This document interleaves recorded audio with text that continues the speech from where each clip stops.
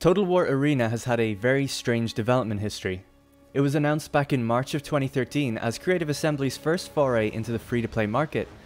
The series lead designer at the time described the game as a cross between a MOBA and an MMO, delivering a rich experience of large-scale 10v10 battles where each player controls 3 units on bespoke battlefields with teamwork as the focus. Later on, it was announced that if you buy Total War Rome 2, you will also receive privileged access to Total War Arena content, including advanced beta access, in-game Legion Armory bonuses and approximately $15 of in-game currency.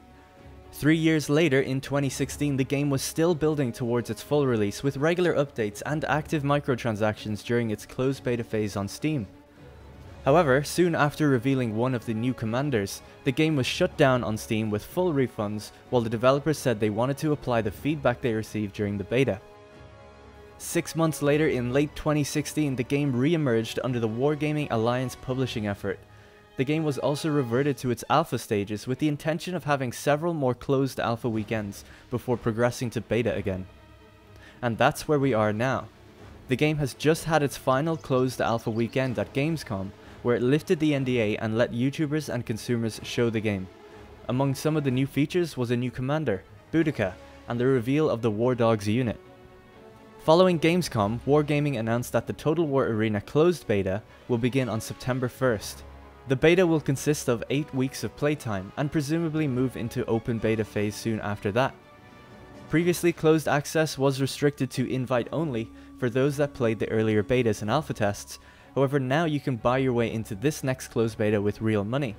The prices range from $10 to $100 depending on the rewards and perks you want. And after the end of the beta, the stats will be wiped and you'll be redeemed the same reward for the open beta. So just to reiterate that, you will not get your money back, but your perks will be renewed in the open beta.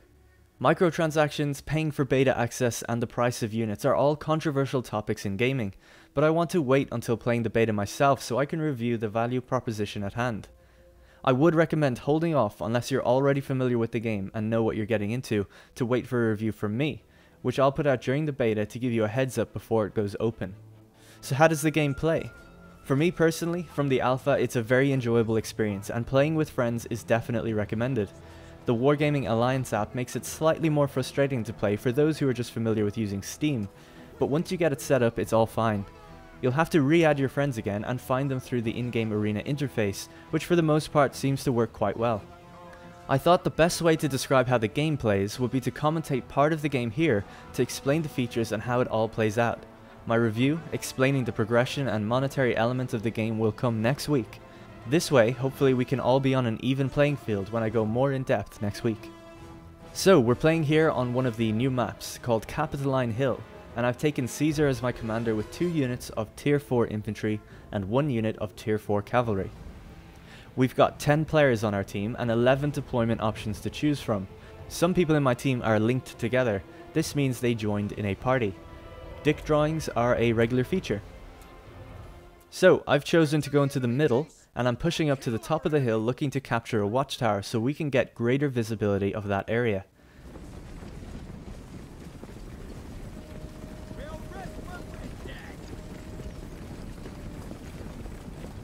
I can see some enemy units right in front of me maneuvering to my left, and I'll be looking to guard this tower until allies can back me up. Now, I've spotted a cluster of archers by themselves right in front of me.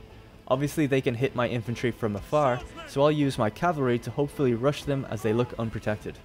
My ally is here pushing up his archers to get a hit in on the enemy, and it looks like they have cavalry backing them up. So we'll want to make sure he doesn't hit into our archers, so I've pinged the map to make him aware. We're taking some light fire from the archers, so we'll pull back and we can see that they have their watchtower. So it's a real even standoff here in the center.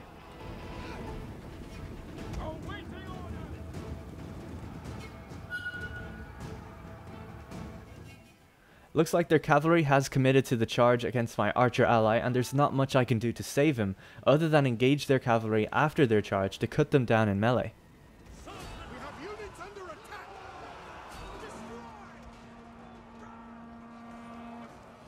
Some of them are fleeing out of here, but one of the cavalry players has stayed in melee, which means easy kills for me. That cavalry is now pretty much wiped. Now we're going to keep looking for those archers that we saw earlier.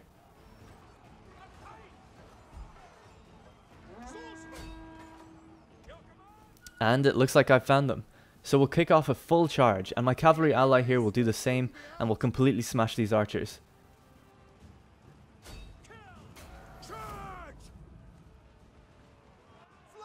I've also enacted a buff for both me and my ally to do 50% increased damage.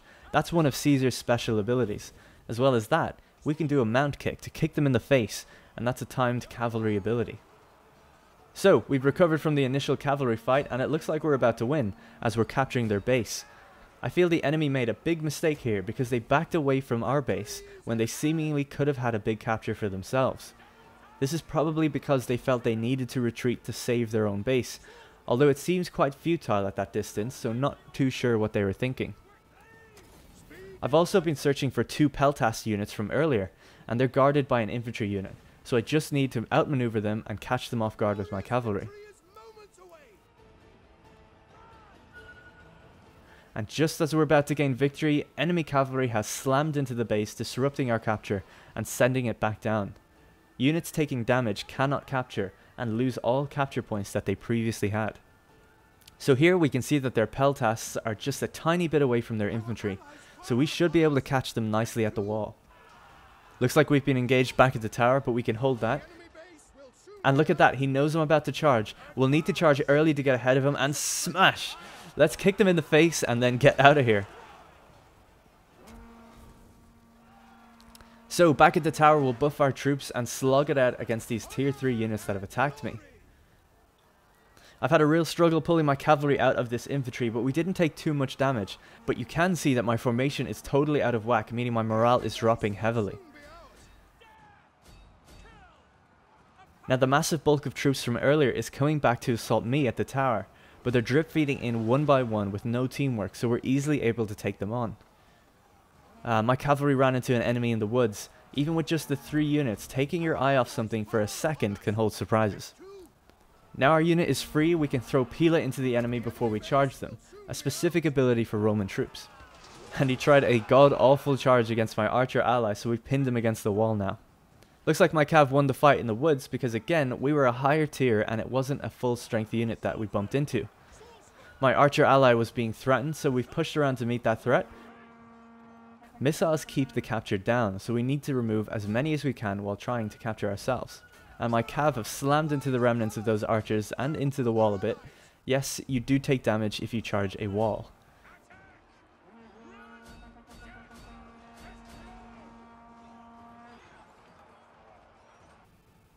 Alright, so a little bit more time has passed now. The base fight is kind of lost, but we've won everywhere else, so as long as we fight together, we should have them. So while we waited, our cav circled around the base and our infantry pushed up. Then it was just a matter of cycle charges and infantry planks. Alright, and that is basically Arena. I hope this has given you a rough idea of the game. Charges, javelins and more are all abilities that you have to micro and trigger. They're also on a cooldown period, so you don't just get to do them as much as you want. Base defending and knowing how and when to attack are very important, which is why I find the game so fun. You can see the unit XP breakdown, the free XP I earned, and then the kills to deaths of the players. In the earnings panel, you can also see what you did to earn silver and how it benefited you. Doing morale damage, spotting, capturing, and stuff like that all contribute to earning XP and silver. Okay guys, I hope you've enjoyed the video. Next week I'll have a full-on review. I'll talk about the progression and introduce more of the mechanics and commanders, and I'll also be streaming it throughout the week as well. Please let me know what you think of the game and the video below. I want to be able to improve with feedback. This one was a little bit odd as I only had pre-recorded footage from when the alpha was live, so I couldn't just open the game up to look at specifics, which is why I opted for more of a gameplay look. As I said before, now hopefully we all understand roughly what the game is. The review can go more in depth next week. Thank you very much for watching, thank you for the support so far, and I'll see you in the next one.